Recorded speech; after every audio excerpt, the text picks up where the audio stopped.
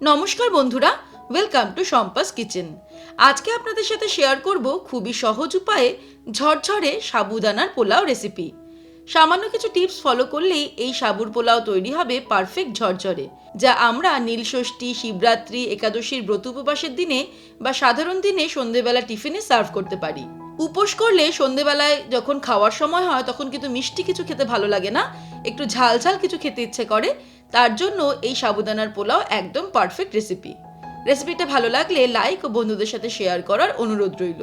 তাহলে চলুন শুরু করি। সবার প্রথমে একটা বোলের মধ্যে নিয়ে নেব সাবুদানা। 1 কাপ পরিমাণে সাবুদানা নিয়েছি, আমি বড় সাবুদানাটা নিয়েছি, আর 200 গ্রাম সাবুদানা নিয়েছি। এবারে জল দিয়ে ভালো করে সাবুটাকে ধুতে হবে। সাবুর মধ্যে কিন্তু অনেক স্টার্চ থাকে, তাই 2-3 বার জল পাল্টে পাল্টে ভালো করে সাবুদানাটা ধুয়ে নিয়ে ফিরে আসছি। সাবুদানাটাকে ভালো করে 2-3 বার জল পাল্টে ধুয়ে নিলাম। এবারে অল্প পরিমাণ জল অ্যাড করে এটাকে ভিজিয়ে রাখবো ঘন্টা 2। ঠিক সমান সমান মতো জল দিচ্ছি, যাতে সাবুদানাটা ভিজে খুব বেশি জলের ভেতরে না থাকে। একদম সমান সমান মতো আমি জল দিয়ে দিলাম। এবারে 2 ঘন্টা ভিজিয়ে রাখার পর ফিরে আসছি। এবারে একটা কড়াই গরম করে তার মধ্যে নিয়ে নেব রিফাইন্ড অয়েল। আপনারা চাইলে এই সাবুর পোলাও ঘিতেও রান্না করতে পারেন। 1 টেবিল স্পুন রিফাইন্ড অয়েল নিয়ে নিলাম। তেলটা ভালো মতো গরম হয়ে গেলে এর মধ্যে দিয়ে দেব 1 মুঠো কাজু বাদাম কিশমিশ। তারপরে ফ্লেমটাকে একদম লোতে করে কাজু বাদাম আর কিশমিশটাকে ফ্রাই করে নেব। কাজু বাদাম আর কিশমিশ ফ্রাই করতে বেশি সময় লাগে না, মিনিট খানেক নেড়ে চেড়ে ফ্রাই করে নিলাম। এবার এগুলোকে তুলে নেব। কাজু বাদাম কিশমিশ ভেজে নেওয়ার পর ওই তেলেই 1 মুঠো চিনে বাদামও ভেজে নেব। চিনে বাদামগুলো মিনিট 2 মিডিয়াম টু লো ফ্লেমে ফ্রাই করে নিয়ে তুলে নেব। এবারে চিনে বাদামগুলো ভেজে তুলে নেওয়ার পর এর মধ্যে ফোড়ন দিয়ে দেব 1টা তেজপাতা, 2টো ছোট শুকনো লঙ্কা দিয়ে দিলাম, আর দিয়ে দেব গোটা জিরে 1/4 টিস্পুন। ফোড়নটাকে ফ্রাই করে নেব 15 সেকেন্ড। ফোড়নটা ফ্রাই করা হয়ে গেলে এর মধ্যে কিছু ভেজিটেবলস অ্যাড করে দেব।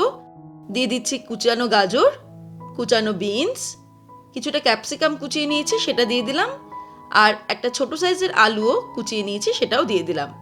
2টো কাঁচা লঙ্কা চিড়ে নিয়েছি সেটাও দিয়ে দিলাম। ভেজিটেবলসগুলো নিজেদের ইচ্ছে মতন আমরা অ্যাড করতে পারি, যেমন সিজনাল কিছু সবজি, কড়াইশুঁটি, ফুলকপি, এগুলোও কিন্তু এর মধ্যে অ্যাড করা যেতে পারে। এবারে এর মধ্যে দিয়ে দেব 1/2 টিস্পুন নুন। তারপরে সবজিগুলোকে ফ্রাই করে নেব 3 মিনিট মতন। ভেজিটেবলসগুলো 3 মিনিট ফ্রাই করে নেওয়ার পর এর মধ্যে দিয়ে দিচ্ছি কিছুটা পরিমাণে কুচানো নারকেল।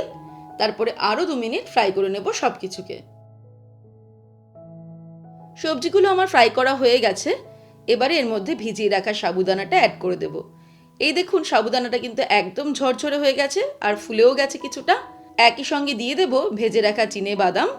তারপরে সব কিছুকে মিক্স করতে করতে নাড়তে নাড়তে রান্না করব মিনিট খানেক।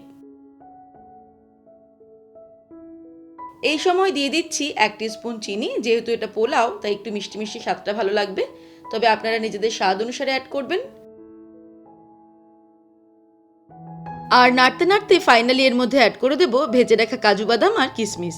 তারপরে সব কিছুকে ভালো করে মিক্স করে নিলেই তৈরি হয়ে যাবে সাবুদানার পোলাও। ওভেনটাকে অফ করে দেব আর সাবুদানার পোলাও গরম গরম সার্ভ করব। খেয়াল রাখতে হবে সাবুদানার পোলাও ঠান্ডা হয়ে গেলে কিন্তু একটু রাবারি বা স্টিকি হয়ে যায়, সেক্ষেত্রে ভালো লাগে না খেতে, তাই গরম গরমই এটাকে সার্ভ করতে হবে। এই সাবুদানার পোলাও আমরা নীলষষ্ঠী, শিবরাত্রি, একাদশীর ব্রত উপবাসের দিনে বা সাধারণ দিনেও সন্ধেবেলা টিফিনে তৈরি করে সার্ভ করতে পারি।